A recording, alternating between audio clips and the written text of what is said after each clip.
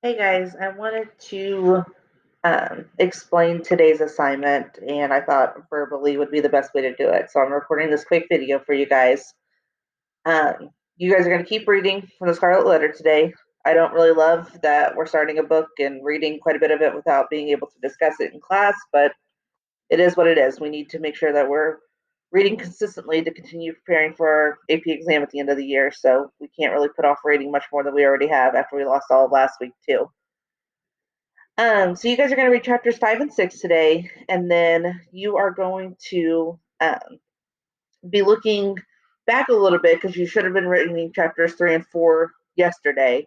Looking at chapters 4 through 6, kind of specifically here, and if you refer back to 3 a little bit, it's not the end of the world, but 4 through 6 is really what we're looking for here today. You're going to fill out this chart for these different characters.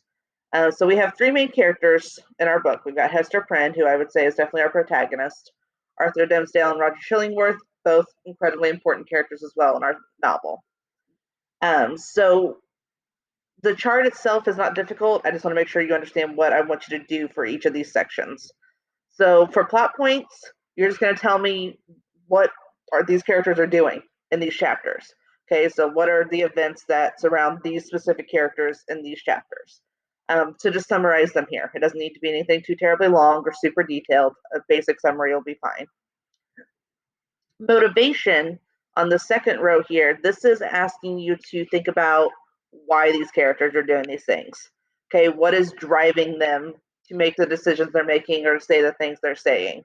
So, what is their main motivation so far in the novel?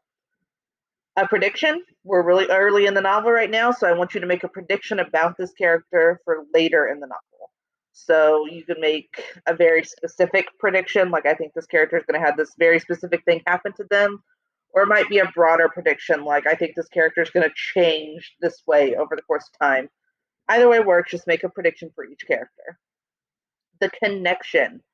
This one is where I want you to kind of think to other things we've read or other things you've read in your own personal time, but I want you to make some kind of connection between these characters and some other literature. So this might be, okay, well, this character reminds me of another character, and here's how.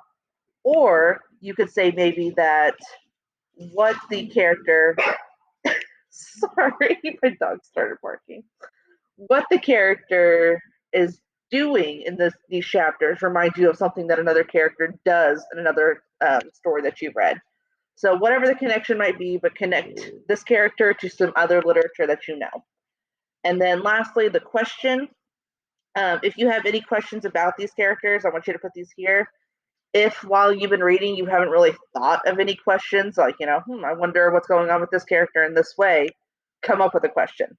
Okay, so put a question for each of the characters here. If you have more than one question, feel free to put them, but you need to put at least one.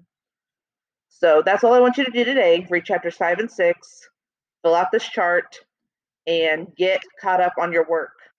Okay, a lot of people have not done all of the assignments from this week, and there's a good chance we're probably going to be doing some e-learning next week too, because it looks like there's more weather coming. So get caught up. Okay, don't get far behind right now. It's not going to help you guys in the long run. I hope you guys have a great weekend. If while you're reading you have any questions, please email me. I would love to discuss it with you guys. So hopefully I'll see you guys sometime next week.